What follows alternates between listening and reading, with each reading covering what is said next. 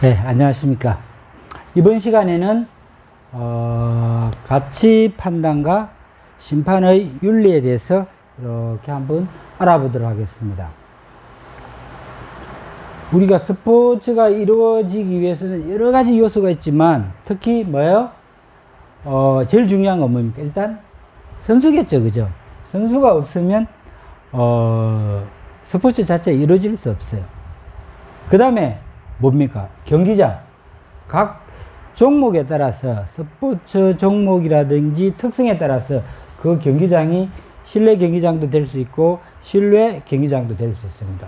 그렇지만 실내든 실외든 뭐예요? 어떤 규격 또는 어느 정도의 그 규정이 있겠죠, 그죠? 그런 경기장이 꼭 필요하다라는 것입니다. 근데 선수가 있고 경기장이 있더라도 공정한 게임, 공정한 경기를 위해서 뭐가 필요하다? 심판이 필요하다라는 것입니다. 심판이 없다면 이것은 어쩌면 우리가 첫 시간에 공부한 놀이일 수도 있고 또는 조금 더 게임 쪽에 가까울 수 있는 거예요.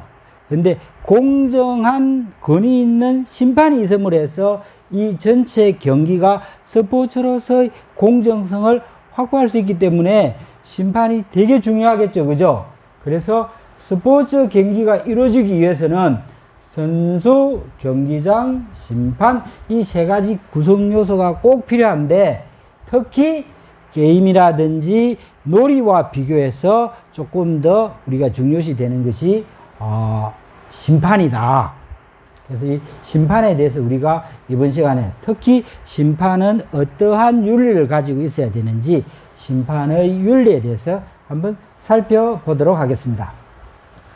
심판은 어떤 역할을 하고 그 역할에 맞는 어떤 능력을 가져야 되고 또 그러한 능력은 어떤 식으로 인정을 받아야 되는지 이런 데 대해서 우리가 한번 생각해 봐야 되겠죠, 그죠? 자, 먼저 심판은 경기를 뭐요? 규칙에 의하여 자기 마음대로 하는 거 아니에요. 규칙에 의하여 중요한 엄격하고 원활하게 진행하고 성패를 판정하는 사람이다 이렇게 했어요. 여기에서 되게 우리가 한번 살펴봐야 될 게 규칙을 어떻게 해요? 엄격하고 원활하게 진행하기 위해서 규칙을 적용한다라는 것입니다. 우리가 일반적으로 생각할 때는 그냥 엄격만 생각할 수 있는데 그 플러스 뭐에 좀 더 원활하게 진행한다. 이게 뭡니까? 앞 시간에 배운 상대방에 대한 배려와 스포츠맨십, 본래의 정신과 또 뭐예요? 어떤 정의, 공정 이런 것을 함께 생각하는 사람이 누구다? 심판이어야 된다 이런 이야기예요. 너무 엄격하게 적용하는 것 같으면 진행이 매끄럽지 않겠죠. 그 다음에 진행을 원활하게 해야 된다라는 생각만 있으면 뭐요? 공정성이 떨어질 수 있겠죠, 그죠? 그래서 엄격하고 원활하게 인과 의를 적당하게 뭐요? 이렇게 좀 잘 사용할 수 있는 그런 역량을 가진 심판이 좋겠죠, 그죠? 자, 그 다음에 공정한 경기를 위해서는 심판의 역할이 그래서 매우 중요하고 그래서 심판에게는 뭐예요? 고도의 아주 높은 공정성과 또 뭐예요? 전문성이 요구되는 거예요. 도덕적인 성품만 가지고는 안 된다. 이 심판이 되게 문제가 되는 게 뭐예요? 완벽하게 옳고 그름에 대한 것은 누구나 판단하기 쉬워요. 되게 문제가 되는 것은 애매한 거. 그 다음에 의도를 가지고 비의도적인 것처럼 반칙하는 것. 이런 것을 찾아내기 위해서 심판에게는 고도의 전문성이 요구된다. 이렇게 할 수 있겠죠, 그죠? 예, 다음으로 한번 살펴보겠습니다. 지금 윤리에 대해서 말씀을 한번 드려보면요. 심판도 뭐요? 하나의 직업이라는 것이죠. 그래서 직업 윤리를 가지고 있어야 되는데 우리가 직업 윤리 하면은 두 가지로 나누어 볼 수 있어요. 두 가지. 첫째 뭐예요? 일반 직업 윤리가 있어야 되고 또 하시는 일에 따라서 그 파트에 맞는 특수한 직업윤리가 있어야 된다라는 것이죠. 일반 직업윤리는 뭐예요? 정직해야 된다. 또는 그 일에 성실해야 된다. 또는 뭐예요? 직업상 양심을 가져야 된다. 또는 그 직업에서 필요로 하는 어떤 커뮤니케이션을 할 수 있어야 된다. 이런 일반적인 직업인으로서 필요한 뭐예요?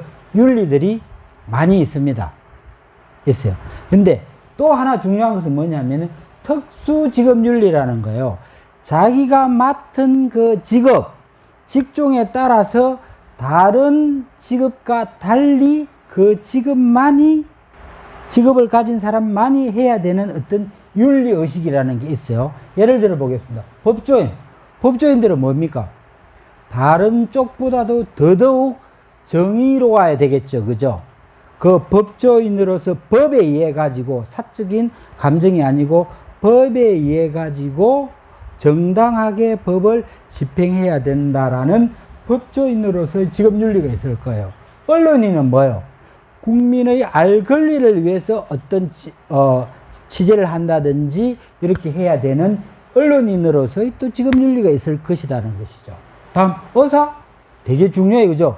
의사로서의 직업윤리, 선생님으로서의 직업윤리, 또 뭐예요?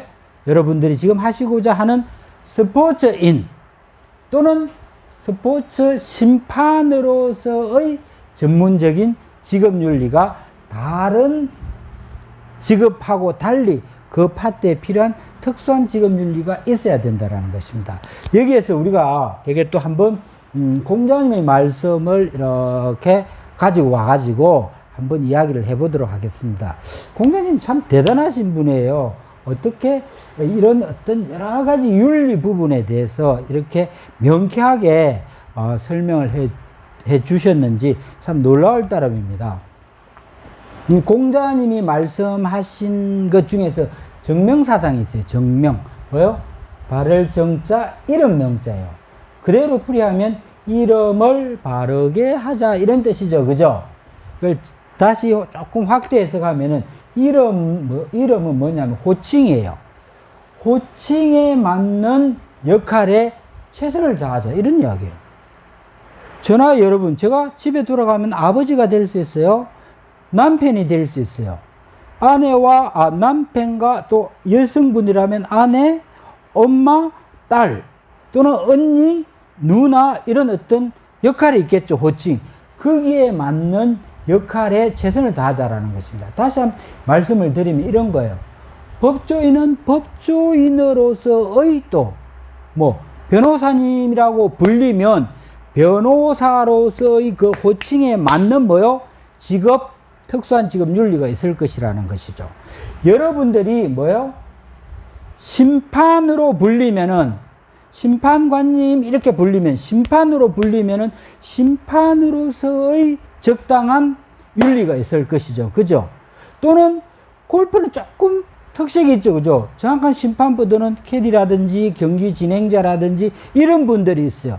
이런 분들은 또 심판으로서의 윤리를 차용해 가지고 거기에 걸맞는 호칭에 걸맞는 그 역할을 해야 된다는 것이죠. 그래서 공자님은 이것을 한마디로 정명사상을 이렇게 이야기를 해놨어요.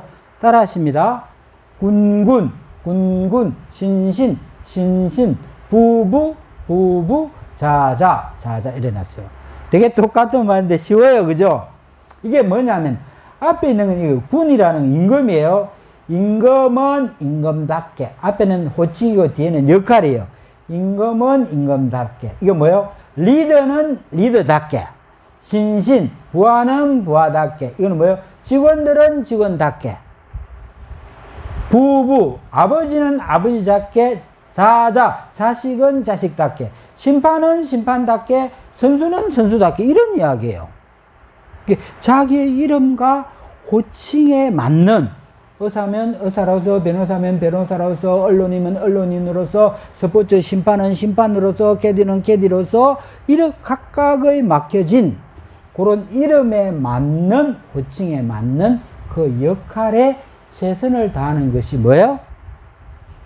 특수직업윤리에 속한다라는 것이죠. 되게 특수윤리 직업을 어떻게 이렇게 정명, 호칭에 맞게 행동하라. 군군, 신신, 부부, 자자. 리더는 리더답게, 부하는 부하답게, 아버지는 아버지답게, 자식은 자식답게. 이렇게 한마디로 딱 요약해 놓은 것은 정말 대단한 해안이라고 생각합니다. 그래서 우리가 직업윤리에 있어서 이 정명사상에 대해서 우리가 한번 깊게 또는 이렇게 한번 본인이 생각해서 나의 호칭에 대해서 내가 어떻게 하는 것이 이 특수한 직업 분야에 대해서 제대로 된 역할을 하는 것이냐, 이거 한번 생각해 볼 필요가 있겠죠. 그죠? 예. 그래서 우리가 직업윤리에 대해서는 정명사상에 대해서 한번 이렇게 생각해 보는 시간을 가질 거요. 다음